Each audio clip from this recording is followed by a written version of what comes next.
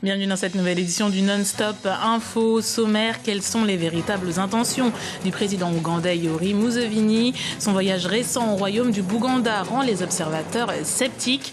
Pour certains, il ne s'agirait que d'une stratégie afin de recueillir des voix pour l'élection présidentielle de 2016. En Côte d'Ivoire, les tensions autour du recensement font craindre une partition de la société. Le principal parti de l'opposition, le Front populaire ivoirien, accuse le gouvernement d'avoir recruté les agents recenseurs selon des critères ethniques. Et puis, le Bénin veut améliorer la perception des investisseurs étrangers à son égard. Dans le dernier rapport Doing Business, le pays est classé dans les 15 dernières places sur 189 États.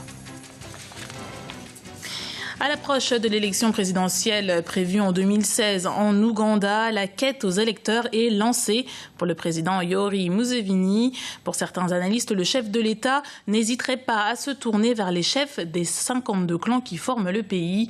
L'exemple avec le Bouganda, le plus grand des royaumes traditionnels de l'Ouganda actuel, Ibra Radinjai. Bouganda est l'un des 4 royaumes que comptait l'Ouganda avant leur abolition en 1996. Mais en 1990, le président Yoweri Museveni a restauré les pouvoirs culturels des chefs traditionnels. Au vu du scrutin présidentiel de 2016, le récent voyage du chef de l'État à Bouganda est vu comme une tentative de courtiser cette population. Des accusations balayées d'un revers de main par les autorités traditionnelles de cette localité. En tant que royaume, nous ne pouvons pas ouvertement soutenir de candidats parce que non seulement la Constitution ne nous permet pas, mais en plus, il revient aux candidats à la présidentielle de militer en faveur de leurs programmes et de leurs idées auprès des électeurs. Et ce sont ces derniers qui décideront de la nature et de l'importance de ce scrutin. Nous ne pouvons pas faire grand-chose. Pour les analystes de la vie politique ougandaise, le pouvoir tient à sa survie et a besoin de ce soutien des chefs traditionnels. Ce qui importe le président Museveni dans ses rapports avec Bouganda est la survie du régime, de savoir s'il peut contribuer à la survie du régime. C'est en tout cas une position qu'il prendra.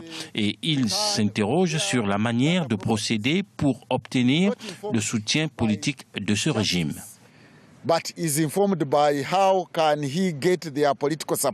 Dans les rues de Kampala, les avis sont partagés. Nous n'appartenons pas au royaume, mais nous appartenons à une nation. Et c'est pourquoi, je l'ai dit, le président de la République doit aller à Bouganda si c'est bénéfique pour tous les citoyens de la nation.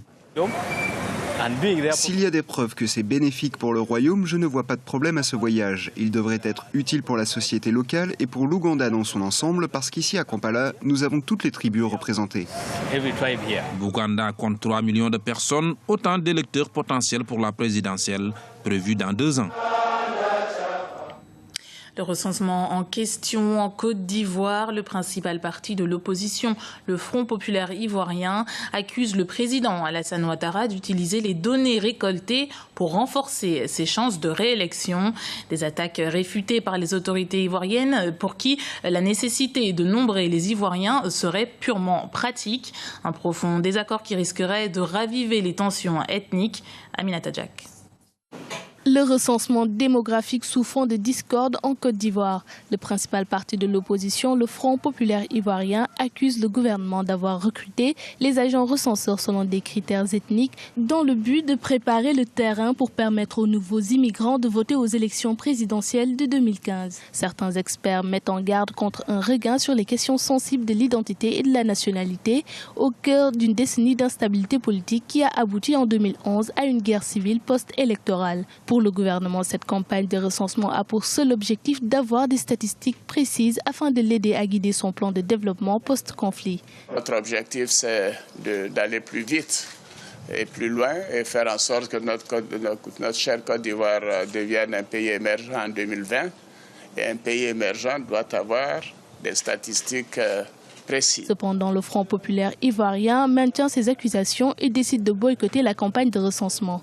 La position aussi du boycott du recensement général de la population. Et je voudrais inviter nos militants, en tout cas toute la population, à respecter scrupuleusement cette position parce qu'il s'agit d'une question de principe et qu'il s'agit d'une question fondamentale pour la réconciliation nationale et pour la paix. Ces révisions visent, selon les autorités, à faciliter l'accès à la citoyenneté pour des millions d'étrangers qui sont soit résidents de longue durée, soit nés en Côte d'Ivoire. Recensons tous ceux qui vivent en Côte d'Ivoire, qu'ils soient ivoiriens ou pas, qui remplissent les conditions d'éligibilité ou d'être électeurs ou pas. Donc, c'est tous ceux qui vivent ici qui sont recensés. Officiellement lancé en mars 2014 avec 6 ans de retard, ce recensement est le 4e de l'histoire de la Côte d'Ivoire. Le coût de l'opération est estimé à 12 milliards de francs CFA et près de 30 000 agents recenseurs sont mobilisés sur le terrain. Les résultats préliminaires sont attendus en juin 2014.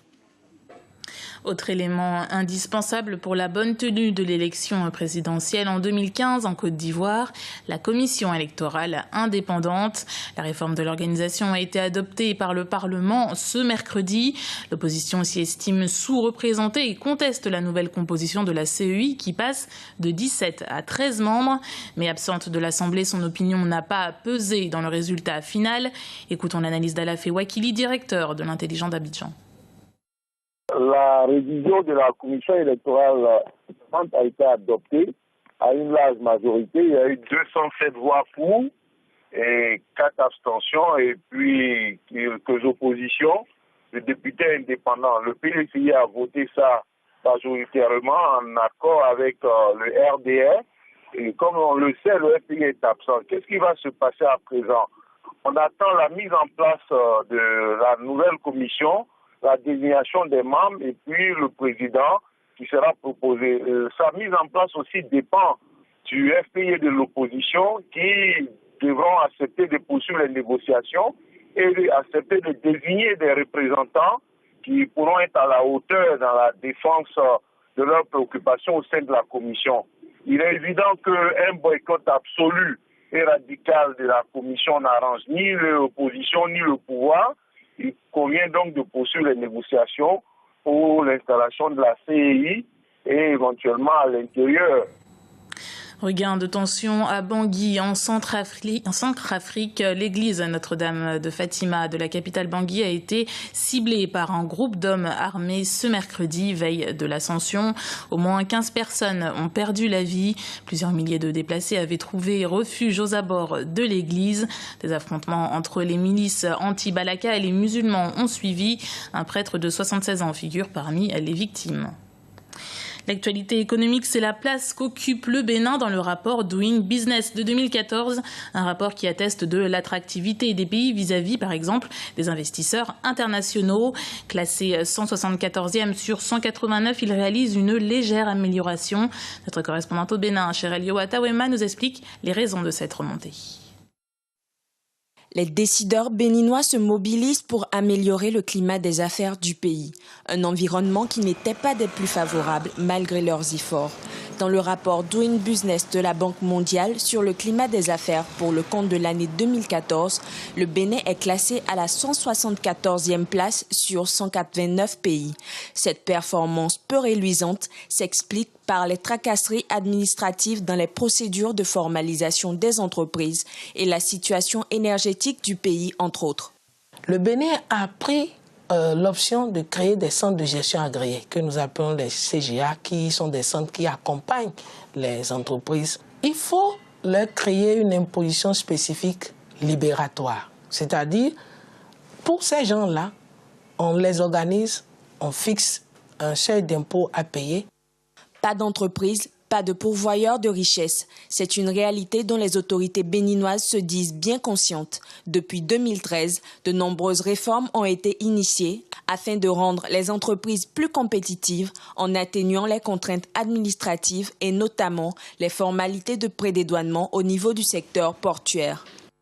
Nous avons essayé donc de limiter ces barrières en les plaçant non seulement un poste de contrôle tous les 100 km et cela ne doit pas durer 5 minutes par contrôle, par véhicule.